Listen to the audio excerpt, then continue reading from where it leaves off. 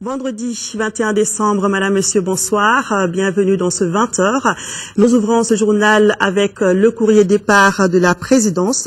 Le président de la République par intérim a adressé un message de condoléances au président de la République islamique de Mauritanie suite au décès de Moustapha Ould Mohamed Salek, ancien président mauritanien. Le professeur Diankouna Traoré a salué la mémoire de l'illustre disparu et prié pour le repos de son âme en son nom propre et au nom du peuple malien. Audience à la primature, le Premier ministre Diongo Sissoko a reçu successivement ce matin Thomas Strider, chargé d'affaires de l'ambassade de la République d'Allemagne au Mali, et Saïd Djinnit, représentant des Nations Unies pour l'Afrique de l'Ouest. Si rien n'a filtré du premier entretien, le second par contre a évoqué l'implication des Nations Unies dans la résolution de la crise au Mali, une occasion pour le représentant spécial de féliciter le Premier ministre pour sa nomination. Le reportage est de Nando Dambeli. La première personnalité reçue par le Premier ministre Diongo Sissoko est Thomas Strider, chargé d'affaires de la République d'Allemagne au Mali.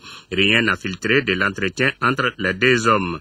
Djinnit Saïd, le représentant spécial du secrétaire général des Nations Unies pour l'Afrique de l'Ouest, a été reçu à son tour par le Premier ministre. Outre les félicitations adressées à Diongo Sissoko pour sa nomination au poste de Premier ministre, Djinnit Saïd a aussi réitéré le soutien des Nations Unies au Mali dans la gestion de la crise que traverse notre pays. Je suis venu rencontrer Monsieur le Premier ministre, d'abord pour le féliciter et lui redire tout le soutien et l'accompagnement des Nations Unies dans l'accomplissement des objectifs de la transition. La visite coïncide avec le fait que la résolution du Conseil de sécurité a été adoptée hier, et donc nous avons évoqué la nouvelle situation née de cette résolution et de l'action importante qui doit être faite pour mettre en œuvre cette résolution. Nous sommes réjouis du fait que cette résolution a donné un nouveau cadre de travail pour que les uns et les autres, les Maliens, la région, la communauté internationale, chacun et chacune dans son rôle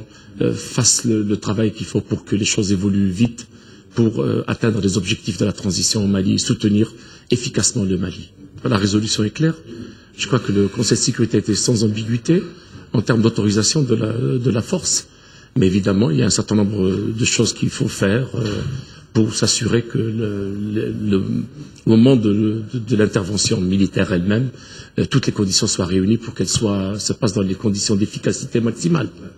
Mais je crois que la décision est sans équivoque. Rappelons que la résolution des Nations Unies tant attendue pour une intervention militaire étrangère sous commandement africain pour la libération des 3 régions septentrionales sous occupation a été adoptée hier en unanimité par les 15 membres du Conseil de sécurité des Nations Unies.